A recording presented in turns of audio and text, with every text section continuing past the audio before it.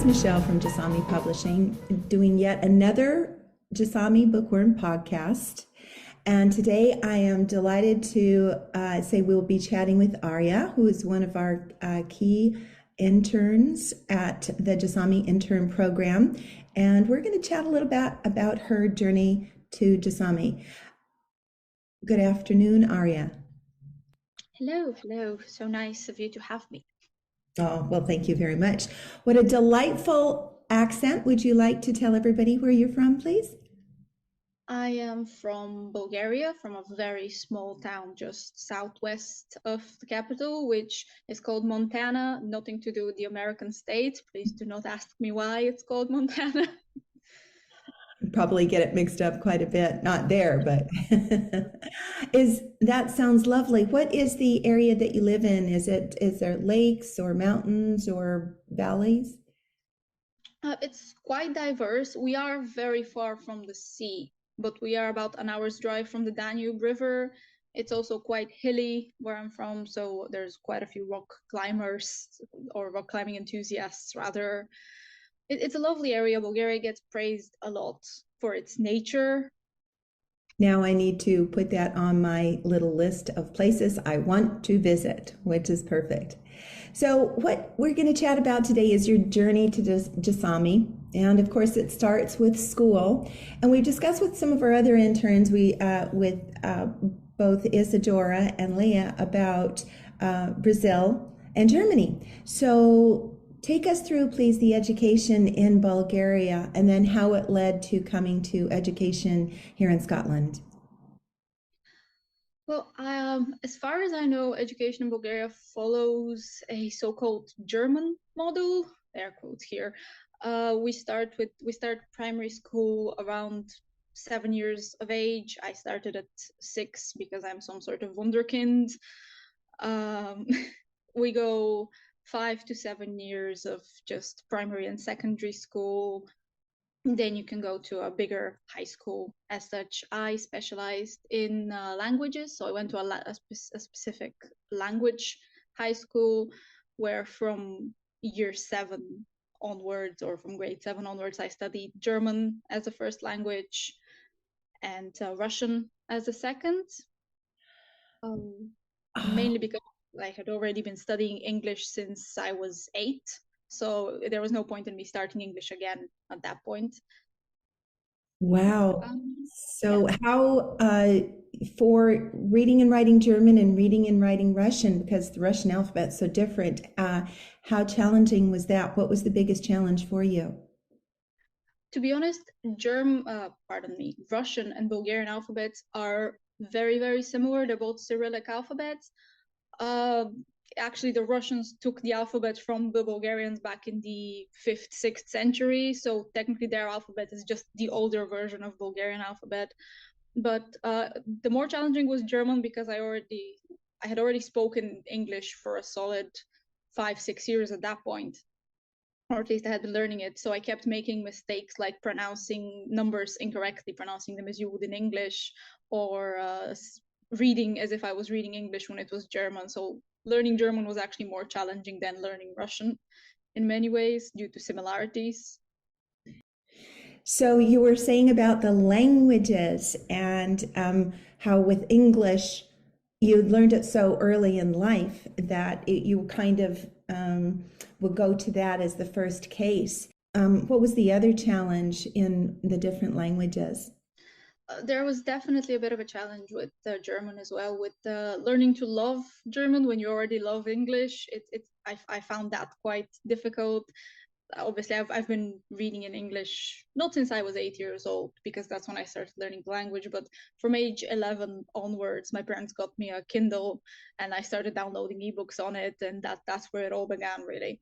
But it was really hard to do the same with German. It's really hard to get the ebooks. It's really hard to find books in German. So it took me a solid 2 years of learning to actually start reading in the language and loving the language and listening to it as audiobooks and so on and so forth. Is it easier, and this is from a personal perspective, is it easier for you to speak the language you learn, Aria, or is it easier to read it? Oh, 100% reading. Speaking is incredibly daunting always. My mother is currently learning English, or at least improving her English. I think she's at a good intermediate level, but she's terrified of speaking it. She knows the words. It is just a matter of vocalizing them and getting a sentence out, and she's terrified of doing that. And I very much relate. I cannot imagine speaking Russian. I read it very well, but speaking it would be daunting, definitely. I completely agree. I took many decades ago, took French in high school, and reading it was always so much easier because when you saw the words, you could understand the context of what they were saying, of what it was trying to convey in the language. Whereas when you're speaking it and when I'm trying to listen to someone and translate it in my head, then it's very daunting for me. And you know several languages, so I admire you for that. Seriously, I always do. And anyone, when I see them, you know, I'd read the bio or look at them and they speak this and this and this, and I thought, what is the size of their brain?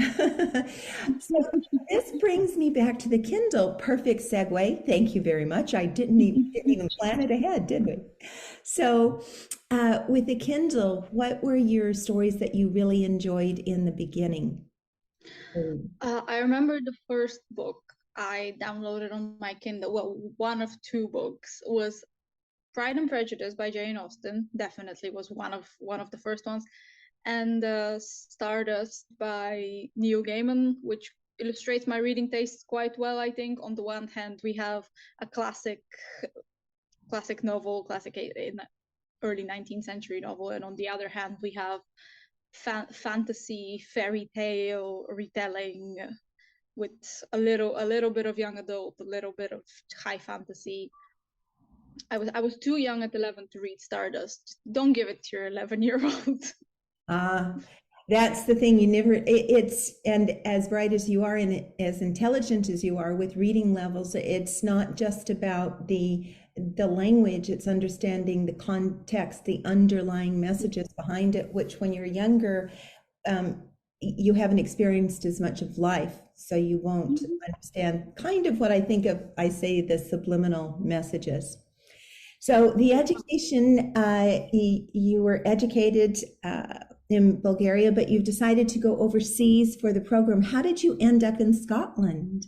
To be honest, I really wanted to come to Scotland from the very beginning. I applied for a bachelor's degree in Edinburgh, or I guess in Scotland they call it a master's, even though it's a bachelor's in England. So I applied to Edinburgh, and sadly they refused me. So I did a bachelor's down in England, and then I decided that second time must be the charm. So I applied again for a master's, for a proper postgraduate master's this time, and luckily got accepted into the Literature and Society program, which studies Romantic, Enlightenment, and Victorian literature. Oh, the Romantic Enlightenment, where they had the salons and they would they would meet up and have dinner and discuss all of the, not just news of the day, but ideas, and come up with new ideas and discuss and analyze the literature. That must have been so fascinating. I think that's wonderful. What intrigued you most about the degree that you've earned? To be honest, I did not expect to like theoretical literature so much. I always thought, oh, I'm gonna read the book and apply it to a modern context. And while that did happen quite a bit, what really intrigued me was the different theoretical ways you could read literature, like Marxist theory, or I did a quite interesting, if I do say so myself, class reading of like Pride and Prejudice this year, which I'm quite proud of. Queer theory is a particular favorite of mine, also just sort of trying to find non-heteronormative ways of reading quite well-established texts. So yeah, from about second year of my bachelor's onwards, I've really been interested in the different ways of reading, different lens through which you can look at a text. It's amazing how they, with what they present in the literature, and when you look at it, especially when you're discussing it with someone else, because there are several different viewpoints, and that viewpoint might kind of tickle something in the back of your mind that one has never thought of before. And it's the expanding of ideas. I think if I had to go back in history, I'd want to go to the Enlightenment period, just for one night at a salon, just to be surrounded by all that creativity and intelligence. And even though I might not be able to partake in it, I would just love to be there. So Scotland, what intrigues you about Scotland? I know that different areas have different accents. I know that the Glasgow accent, depending on where everybody is from, can be quite challenging. What is it about Scotland that you've enjoyed most while you've been here, Aria? I don't know. I think Scotland has quite a rich history, and as a country that has been subordinated to another country for a fair share of its history, I find a sort of kinship with Bulgaria, and Bulgaria went through a 5-century slavery. That's why we missed most of the Enlightenment. Basically, from the Middle Ages up to the 18th century, we were enslaved entirely, subordinate to the Ottomans. So I find a certain kinship in the history, and I think that also translates into people's attitudes as well. Especially in Glasgow, I find people are very nice, very welcoming, some occasionally very salt of the earth, which I'm not saying is a bad thing. It's a very good thing. So I think I've enjoyed Glasgow so far for that. And the accent is, I think it varies from person to person, how difficult it is to understand. I've had very nice conversations with people in which there was no problem. And then occasionally just somebody will talk at me and I will nod and smile and not understand a single thing. I understand that. Although I was born in Canada, we lived in the States for a while, and with my mom's accent, people would just nod and smile, and my mom would point at me, and I would do the translation. So I understand that completely. You've had a very big celebration lately, very, very recently. Please share. Yes, I did officially graduate from my master's yesterday. I am now officially a Master of Science. I don't know why they decided that a literature degree should be called science, but here I am.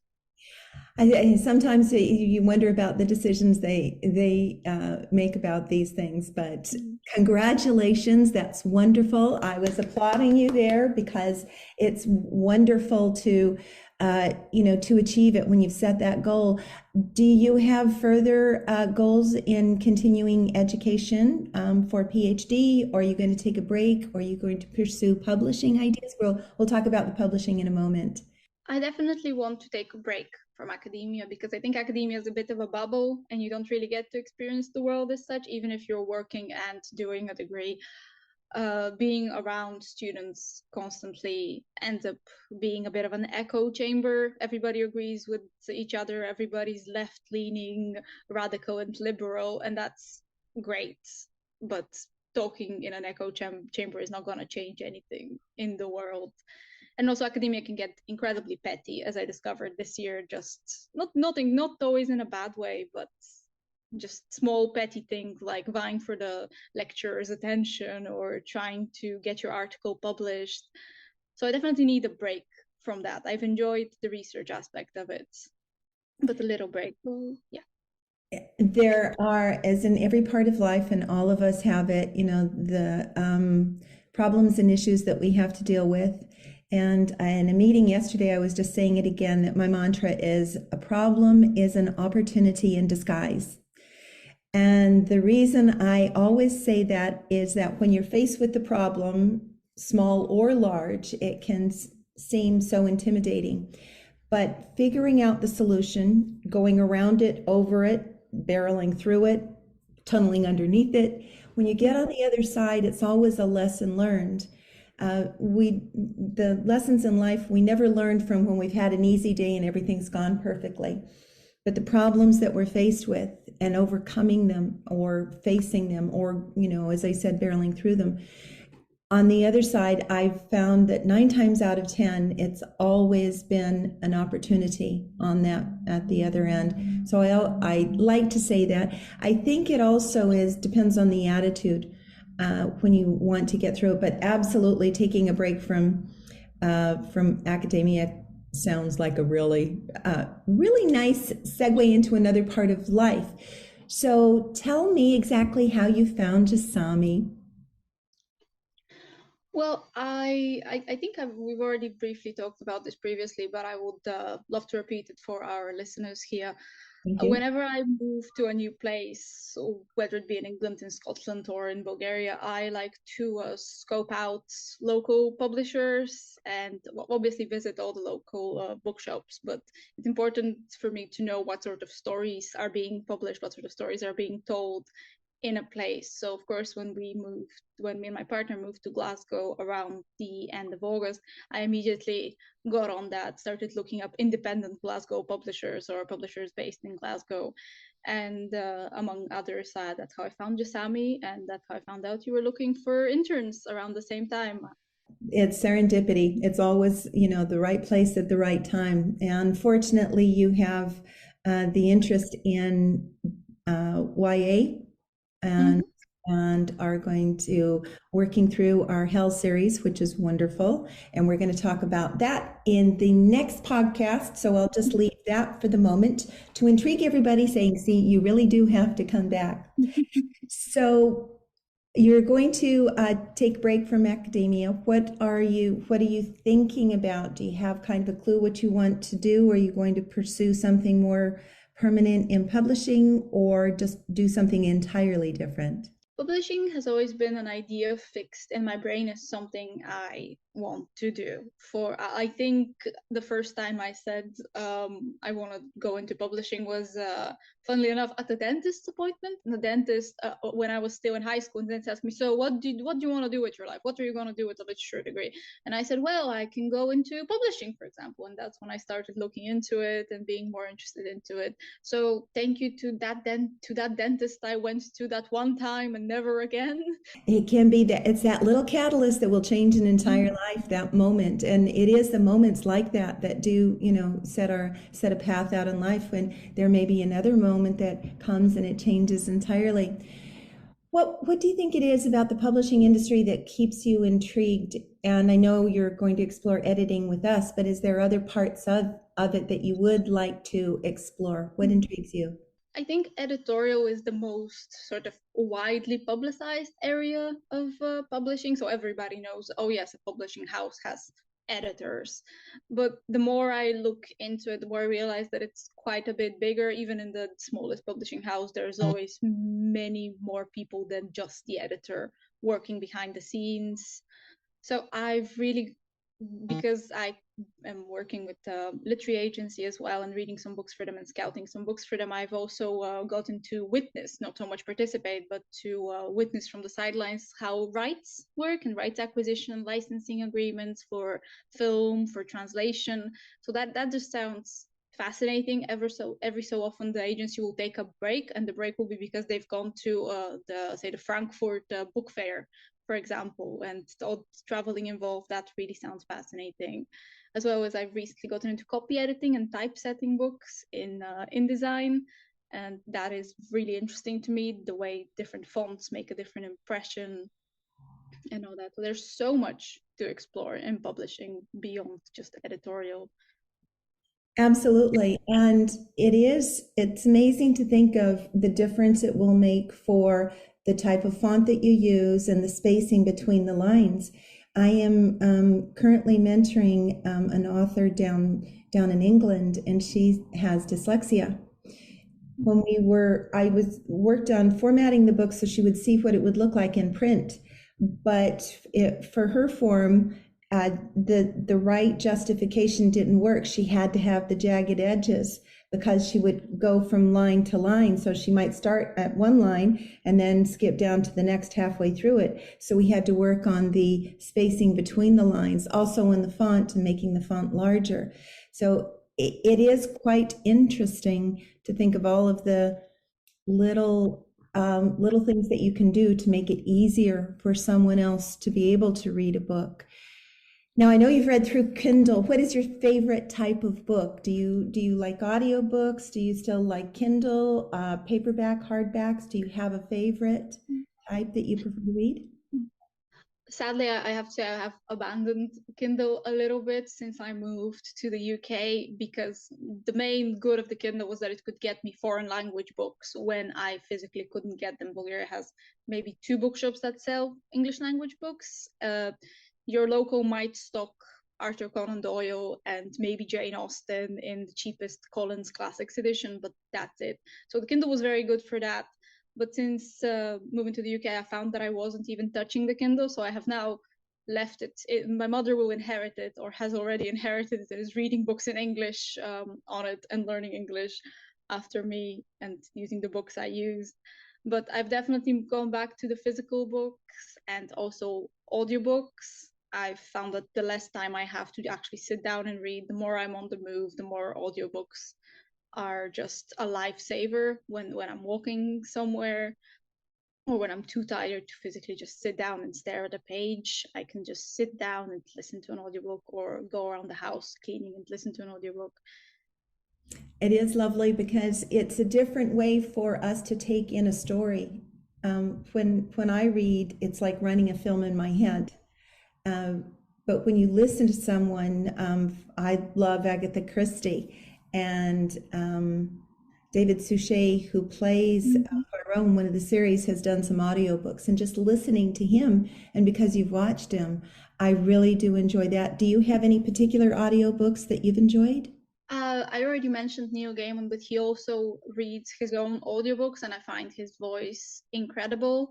I am actually currently listening to an audiobook. It's a sci-fi fantasy story, but it's read by a popular YouTuber, Abigail Thorne, who does sort of political essays on YouTube. So it's very strange to hear her reading me a book instead of talking to me about Rousseau and Kant and Marx.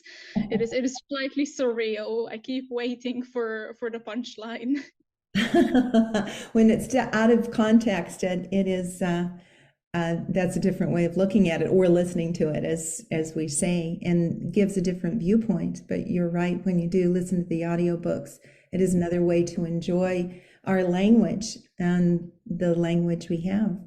So I know that you're going to be working on the editing, and we'll chat about that project next. I would say it's probably going to be about January, February, because we're going on holiday. Jasami is taking a break. I'll be announcing it in Instagram, but on the podcast, you might as well know, from Monday, the 5th of December until Monday, the 9th of January. While the offices are closed, sales will continue. They never stop. Sales will continue on, and you'll still be able to email, and we will address everything in January. Do you have any special plans for the holidays you would care to share, Aria? Or are they secret plans? Not so secret, other than I haven't bought anybody a gift yet, which is just shameful. I have just managed to book my flight home after agonizing over it for a solid week. So I'll be doing the usual. Thanks to COVID, I didn't get to go home for Christmas the last 2 years. Oh no. So it'll be my first family Christmas in 2 years, see my grandparents and have a proper family Christmas in a small village in Bulgaria. Oh, I'm so delighted for you. It's so important. Christmas is the time when they always talk about families, and to be there and share it with them. And that's the memories that you create, that going forward in life, you never, ever, ever forget that. So I must ask, because I am such a foodie, is there a particular dish in Bulgaria that is usually served during the holidays? Funny that you ask. We have quite a few Christmas or Christmas Eve food holidays. So on the 24th of December, it's a semi-religious thing, but it's become more of a popular tradition now. We don't eat meat, and the number of dishes served on the table has to be a specific number. So 7, 9, or 12, I believe. So you have to have that number of vegetarian dishes on the table. My particular favorite is vine leaf and cabbage leaf rolls. So it's pickled cabbage filled with rice, or vine leaves filled with rice. They're popular all over the Mediterranean, but they're done slightly differently everywhere. I know in Turkey they roast them. In Bulgaria we boil them. Oh, wow, that sounds yum. I love trying different cuisines. I do love Greek food, I will say, does tend to be my favorite. But that trip to Bulgaria, I'll be able to have a wee taste of the food. Well, Aria, I thank you so much for joining us today and sharing the journey of one of our interns, just one who becomes part of the Jasami family. I know we're a team, but I always like to think of it that way, where we enjoy each other's company, we learn from each other. And as a final little ending to our podcast that we always do, who would you like to give a shout out to? Uh, two people in particular, my partner for endlessly rereading every single academic and non-academic piece of writing that I've ever done, and my mother for sending me endless supplies of Bulgarian cheese all the way from Bulgaria. Oh, yes. Again, the foodie. Oh, that sounds delicious. Need to try those. And my shout out is to all of our interns who join us. We have new ones coming through, and we'll be having a podcast with them. And so that's my shout out to say thank you for becoming a part of the Jasami family for however long it may be. And thank you again, Aria. Thank you very much for having me. It has been lovely chatting to you, and I look forward to our next chat. Wonderful. So I thank our audience for joining us today. We will have podcasts through the holidays, so don't think I'm not letting you go. I just wanted to announce that. And this is Michèle from Jasami Bookworm Podcast, wishing you a sunny day.